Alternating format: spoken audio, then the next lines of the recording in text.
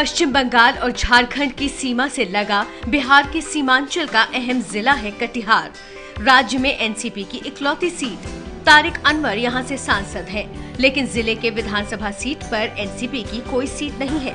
कटिहार जिले में 7 विधानसभा सीटें हैं। 5 सीटों पर बीजेपी और 2 सीटों पर जेडीयू का कब्जा है। एनसीपी ने पिछले दिनों महागठबंधन से अलग होने का ऐलान कर दिया था। इस बार एनसीपी यहां से अपने प्रत्याशी उतारने की तैयारी कर रही है।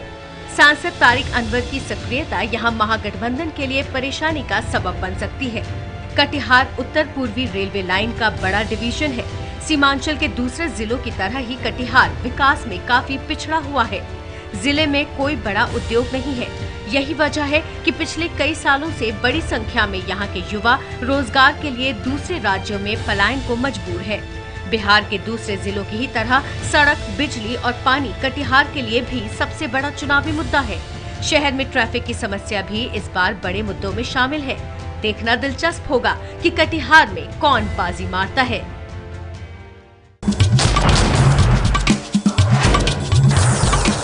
नमस्कार, एबीपी न्यूज पर आपका स्वागत है। मैं हूं जावेद मंसूरी। कौन बनेगा मुख्यमंत्री की नुक्कड़ बहस की यात्रा पहुंच चुकी है कटिहार जिला। कटिहार जिला बिहार में तारिक अनवर यहां से सांसद हैं। एनसीपी के अकेली एक सीट है, लेकिन एनसीपी इस बार यहां से महागठबंधन में नहीं है। सीटों का नहीं उनके साथ साझा बैठा, लेकिन मेरे साथ यहां पर तमाम पार्टीज के प्रतिनिधि रहेंगे और साथ में यहां पर जनता रहेगी जो कि अपने नुमाइंदों से सवाल पूछेगी।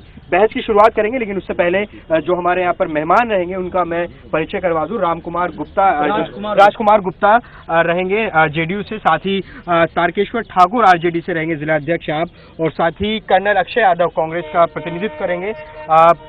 विकास सिंह यहाँ पर है ट्रेड यूनियन से, बीजेपी से चंद्रभूषण ठाकुर है, और साथ ही एलजेपी से मोहम्मद जाहिद साहब रहेंगे। आम आदमी पार्टी भी यहाँ पर है, माया ओझा है, डॉक्टर माया ओझा, ये यहाँ पर रहेंगे, और साथ ही जनता रहेगी। बहस की शुरुआत करेंगे। सियासी पारा लगातार यहाँ पर गर्म है, लेकिन विकास आज ताज़ा घटनाक्रम लगातार यहाँ से बिहार से डीएनए सैंपल इकट्ठा किए जा रहे हैं और पीएम को भेजा गया है।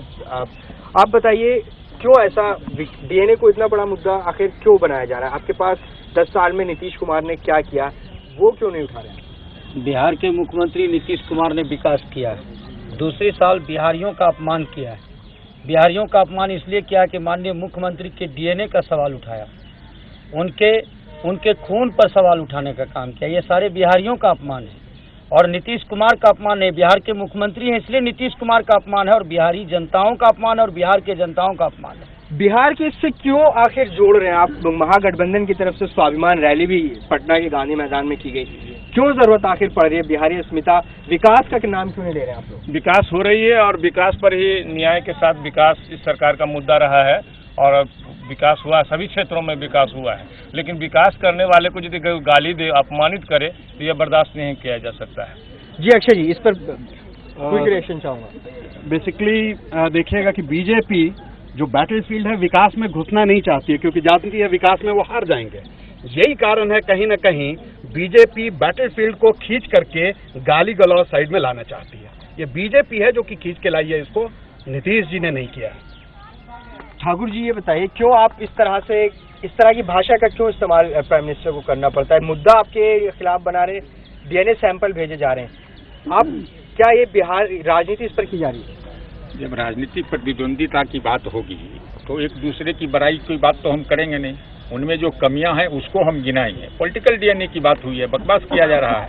What is this meaning of political DNA and personal DNA? बहुत बड़ा। पॉलिटिकल डीएनए क्या होता है, मैं आपसे पूछता हूं। राजनीतिक डीएनए ये होता है कि इस समय जो चीज बिहार को चाहिए वो नहीं हो रहा। ठीक है, नीतीश जी ने जो काम किया, एनडीए गठबंधन में जब काम हुआ, और अभी के समय का आप मूल्यांकन कर लीजिए, जनता तय कर लेगी कि उस समय काम अच्छा हुआ कि मेरे हटने के बाद काम अच्छा हुआ।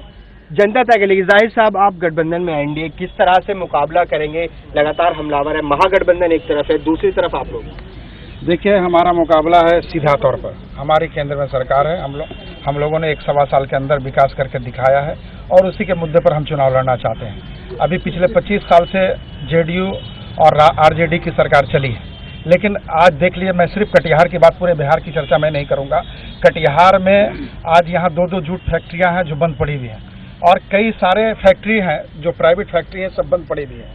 यहाँ श्रम मंत्री हैं जेडीयू के, लेकिन आज तक कोई काम नहीं नजर आ रहा है। तो हम लोग विकास के मुद्दे पर चुनाव लड़। विकास के मुद्दे पर जनता, मैं आपके पास आऊंगा, आप दोनों के पास एक बार जनता से पूछे थे, आप बताइए यहाँ पर मुद्दा आखिर है क्या? कटिहार शहर की अगर हम बात करते हैं तो यहाँ सबसे बड़ा मुद्दा है आज की तारीख में ट्रैफिक सिस्टम की। यहाँ पर अगर आप एक सड़क पर अपनी गाड़ी लेकर निकलते हैं और फंस जाते हैं तो निश्चित रूप से 2 घंटे बाद ही अपने स्थान पर ट्रैफिक सिस्टम यहाँ पर एक मुद्दा है। आप बताइए, यहाँ पर इस बार चुनाव आ रहे हैं, नेता फिर से आएंगे, क्या जहन में रहेगा, क्या सोचकर वोट देंगे? वोट तो हम लोग कैंडिडेट और जो विकास किया है उसको देख के देंगे। जो विकास हुआ है बिहार में वो बहुत माने सराहनीय है। उस पर विकास हुआ है मतलब आपके हिसाब से? जी आप बताइए। विकास हुआ है।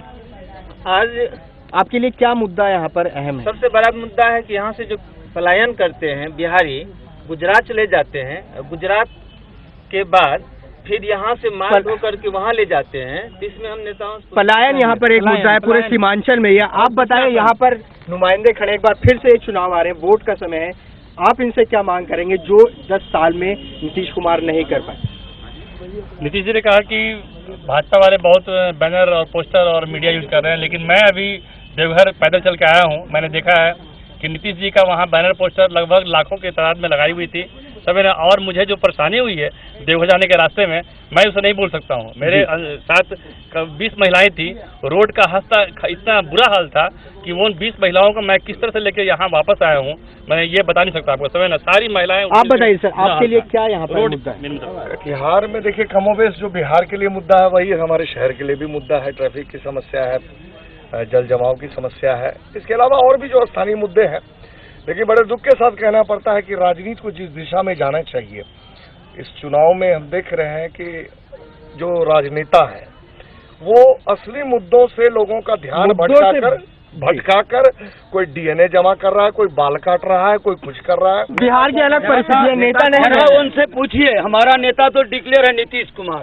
भाजपा का नेता मुख्यमंत्री कौन होगा? दूसरी बात इन्होंने कहा, अभी लेटेस्ट प्रधानमंत्री जी आए थे भागलपुर जी, और भारत के प्रधानमंत्री इतना झूठा बोलता हो। कम्युनिटी हॉल क्या थी, स्वास्थ्य विभाग के बारे में जानकारी उन्होंने दिया कि 102 से 70 हो गया।